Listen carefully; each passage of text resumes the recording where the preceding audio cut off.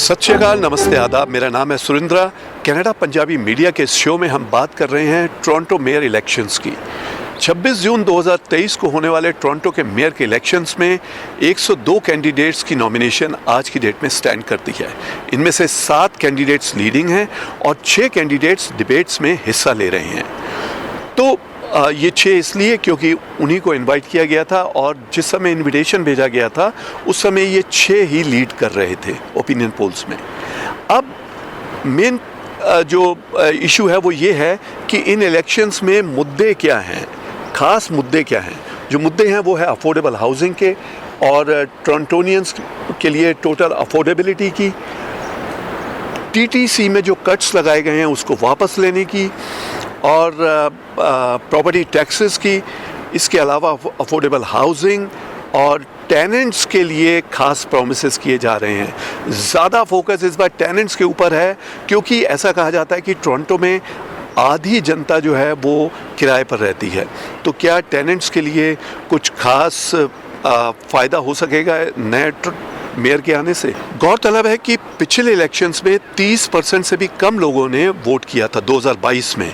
तो 70% लोगों ने टोरंटो के मेयर के इलेक्शंस में इंटरेस्ट नहीं लिया।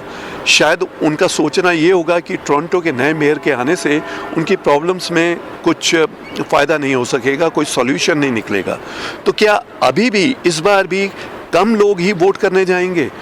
तो क्या टोरंटो के मेयर के पास ऐसी पावर्स नहीं है कि टोरंटोनियंस के लिए बेहतरी की जा सके? हालांकि टोरंटो के मेयरल इलेक्शन के जो कैंडिडेट्स हैं वो काफ़ी प्रोमिसेस कर रहे हैं। वो हाउसिंग में प्रोमिसेस कर रहे हैं, वो अफोर्डेबिलिटी के लिए प्रोमिसेस कर रहे हैं, वो सर्विसेज में बेहतरी लाने के प्रोमिसेस कर रहे हैं, टीटीसी में कट्स वापस लाने के, और जो एक बड़ा मुद्दा है सेफ्टी का, यानी कि टोरंटो ट्रांजिट सर्विस में, पब्लिक ट्रांसपोर्ट में, सबवेज में, बसेस में जो सेफ्टी के इश्यूज़ आए हैं, पिछले दिनों वायलेंस देखने को मिला है, उसमें कैंडिडेट्स प्रॉमिस कर रहे हैं कि वो सेफ्टी को गारंटी करेंगे और टोरंटोनियंस की लाइफ को सेफ बनाएंगे।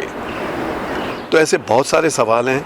कनाडा का सबसे बड़ा शहर, सबसे ज़्यादा पॉपुलेटेड शहर टोरंटो और उसका मेयर का चुने जाना इम्पॉर्टेंट है और यहाँ पे पॉलिटिकल सरगर्मियाँ तेज़ हो गई हैं। किस पार्टी का कैंडिडेट यहाँ जीतेगा ये भी बहुत इम्पॉर्टेंट है, इसलिए सभी पार्टियाँ इस पर अपना पूरा जोर लगा रही हैं क्योंकि इससे जो ओंटारियो प्रोविंस की पॉलिटिक्स में भी काफ़ी बदलाव आ सकते हैं। और हमने बात की यहाँ की एक सिटीज़न की कि टोरंटो इलेक्शंस में मेन मुद्दे क्या हैं, लोग वोट क्यों नहीं करते और क्या लोगों को वोट करना चाहिए। सुनते हैं मिरियम को। My name's Miriam and I'm doing customer service. I have a degree in political science. Wonderful. So Miriam, what do you think, what are the main issues in this mayoral elections? I think it depends on where someone might be located. For me, the thing I'm most interested in seeing is housing, TTC, and the library remain funded. And yeah, that's what I mainly want to see. It's more services on the TTC, so it's more reliable. Right. And then also in terms of housing, more affordable housing within the city. Do the mayor have all the powers to? So they have some limitations on their powers. Yeah. I feel like the most important thing they can do is make very important decisions at crucial times.